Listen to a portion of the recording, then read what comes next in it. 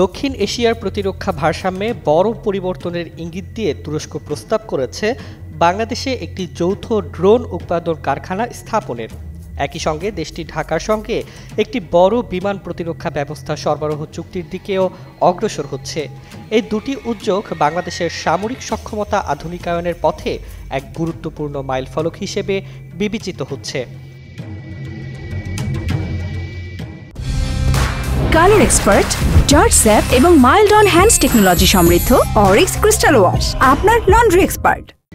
Ankara ও ঢাকার উচ্চ পর্যায়ের আলোচনায় উঠে এসেছে তুরস্ক বাংলাদেশের জন্য তাদের আধুনিক Hisar O plus medium range এবং Siper long range surface to air missile system সরবরাহে আগ্রহী।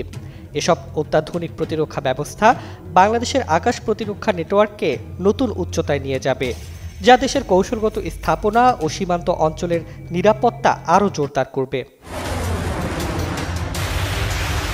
অন্যদিকে তুরস্কের বিখ্যাত বাইরাক্তার TB2 ও আকিঞ্চি ড্রোন বাংলাদেশে যৌথভাবে উৎপাদনের প্রস্তাব দিয়েছে আঙ্কারা।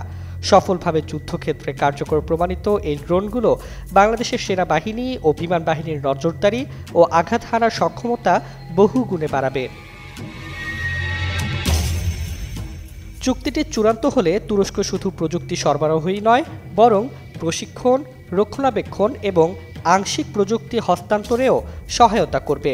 এতে বাংলাদেশের নিজস্ব প্রতিরক্ষা শিল্প বিকাশে নতুন দিগন্ত উন্মোচিত হবে। বিশ্লেষকদের মতে এই সহযোগিতা বাংলাদেশের জন্য এক নতুন অধ্যায়ের সূচনা করবে, যেখানে দেশটি চীন, রাশিয়া, পশ্চিমা দেশ ও তুরস্কের মধ্যে ভারসাম্যপূর্ণ প্রতিরক্ষা কূটনীতি বজায় রেখে আত্মনির্ভর প্রতিরক্ষা সক্ষমতার পথে এগিয়ে যাবে।